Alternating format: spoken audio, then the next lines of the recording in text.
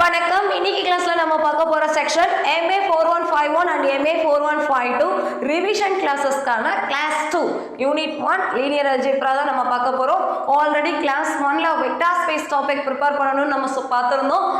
Maybe நிறைய பேர் prepare பண்ணியிருந்திருப்பீங்கன்னு நினைக்கிறேன். உங்களுக்கு ஒரு ஐடியா கிடைச்சிருக்கும் வெக்டார் ஸ்பேஸ்னா என்னென்ன கண்டிஷன்ஸ் அண்ட் அதுக்கு ரெலவெண்டா என்னென்ன ப்ராப்ளம்ஸ் வரும். கிட்டத்தட்ட ஒரு 3 or 4 ப்ராப்ளம்ஸ் ஒர்க் அவுட் பண்ண சொல்லியிருந்தோம்.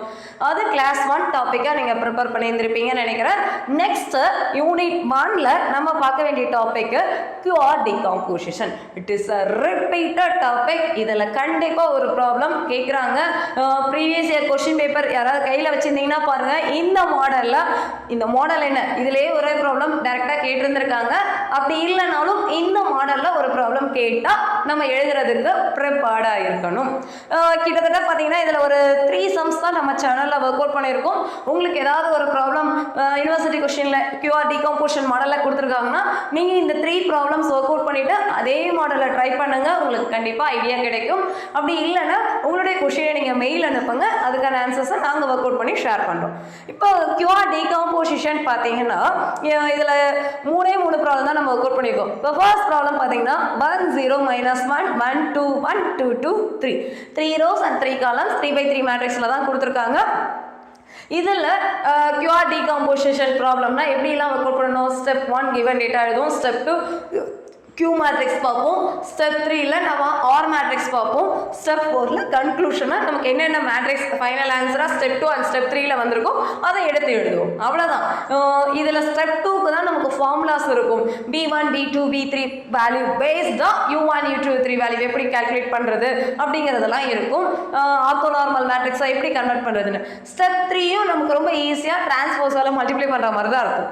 ஸோ இந்த கான்செப்ட் ரொம்ப ஈஸியான கான்செப்ட். கிட்டத்தட்ட ஒரு 2 or 3 pages எக்ஸ்டெண்ட் ஆகிற மாதிரி இருக்கு. ரொம்ப ஹெவியா இருக்கு அப்படிலாம் நீங்க நினைக்கலாம். பட் அப்படி கிடையாது.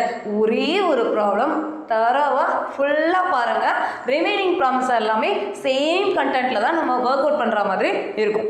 செகண்ட் ப்ராப்ளம் பாத்தீங்கன்னா it is also 3x3 matrix 1 0 2 0 2 0 0 -1 1 same pattern தான். And third problem university question. So university கொஸ்டின்ல பார்த்தீங்கன்னா -4 2 2 3 -3 3 6 6 0. ஸோ இந்த வீடியோக்கான சொல்யூஷன் டிஸ்கிரிப்ஷனில் இருக்கிற லிங்க்ல இருக்கும். ஸோ நீங்கள் செக் பண்ணிக்கோங்க. டைரெக்டாக பிளேலிஸ்ட் போய் எல்லா வீடியோஸும் எல்லா கண்டென்ட்டையும் ப்ரிப்பேர் பண்ணணும் அவசியம் கிடையாது.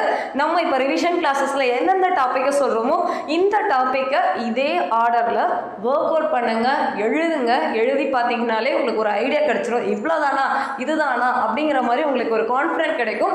அதுக்கேற்றபடி ஒருவேளை யூனிவர்சிட்டி கொஸ்டின்ல QR decomposition மாடல் கேட்குறாங்கன்னா நம்ம ஈஸியாக ஒர்க் அவுட் பண்ணலாம். இதில் ரிவைஸ் ப்ராப்ளம் போட்டிருந்தோம். ஏன்னா இந்த ப்ராப்ளத்தில் பாயிண்ட்ல ஆன்சர் எக்ஸிஸ்ட் ஆகும். சிலர்லாம் மெயில் அனுப்பியிருந்தாங்க எனக்கு பாயிண்ட் இந்த பாயிண்ட் தான் எக்ஸிஸ்ட் ஆகுதுன்னு. ஸோ அவங்களுக்கு வந்திருக்கிற வேல்யூ பேஸ் தான் எப்படிலாம் ஆன்சர் வரும் அப்படிங்கிறது தான் இந்த ப்ராப்ளத்தில் ஒர்க் அவுட் பண்ணியிருந்தோம். சேம் ப்ராப்ளம் தான். மெத்தட் அதே மெத்தட் தான். 3 ப்ராப்ளம் ஒரே மெத்தடில் தான் ஒர்க் அவுட் பண்ணியிருப்போம். ட்ரை பண்ணுங்க. உங்களுக்கு ஏதாவது டவுட் இருந்ததுன்னா kanidapade@gmail.com மெயில் ஐடிக்கு அனுப்புங்க. சப்ஸ்கிரைப் பண்ணுங்க. உங்க ஃப்ரெண்ட்ஸ் எல்லாருக்கும் ஷேர் பண்ணுங்க. நெக்ஸ்ட் ரிவிஷன் கிளாஸ்க்கான டாபிக் நெக்ஸ்ட் வீடியோல பார்க்கலாம். தேங்க்யூ.